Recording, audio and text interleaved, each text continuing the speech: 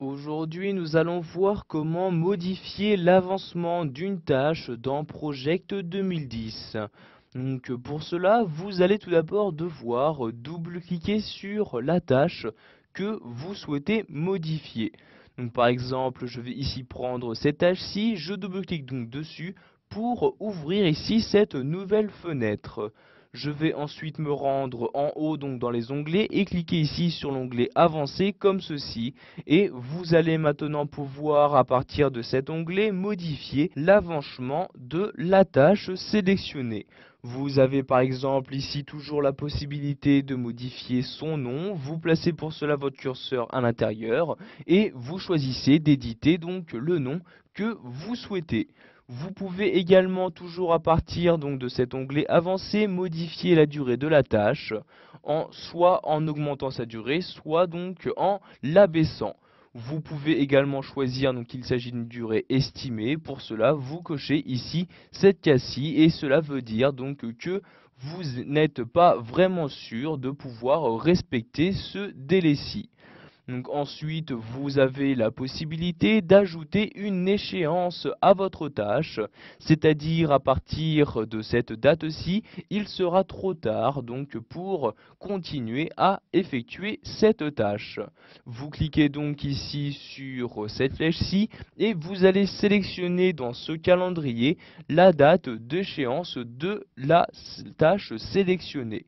Je vais par exemple cliquer ici sur la flèche de droite pour accéder au mois d'août 2010 et je vais par exemple mettre comme date d'échéance le 30 août. Je clique donc ici sur 30 août comme ceci et la date d'échéance a maintenant été insérée.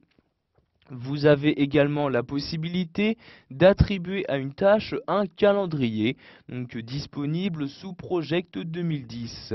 Vous cliquez pour cela sur cette flèche-ci et vous choisissez donc le calendrier à attribuer à la tâche sélectionnée. Je vais par exemple ici lui attribuer le calendrier standard. Je clique donc ici sur standard comme ceci. Vous pouvez également choisir la méthode de valeur acquise que vous souhaitez utiliser. Donc en cliquant ici sur la flèche, vous avez le choix entre ces deux valeurs-ci. Je vais par exemple ici cliquer donc, sur la première pour garder donc la valeur par défaut. Vous cliquez ensuite en bas sur OK pour valider vos changements et les différentes modifications ont maintenant été apportées.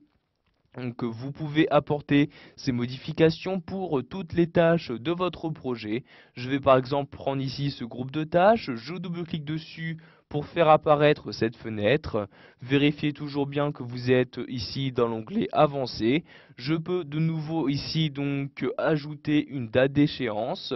Ici il s'agit d'une planification automatique. Cela veut dire que j'ai accès ici à plus d'options avancées. Je peux par exemple changer le type de contrainte.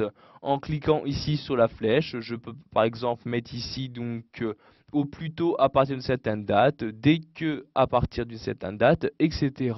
Donc par exemple ici je vais mettre dès que possible comme ceci et la date de contrainte, je clique donc sur la flèche et je sélectionne dans son calendrier la date de contrainte à utiliser.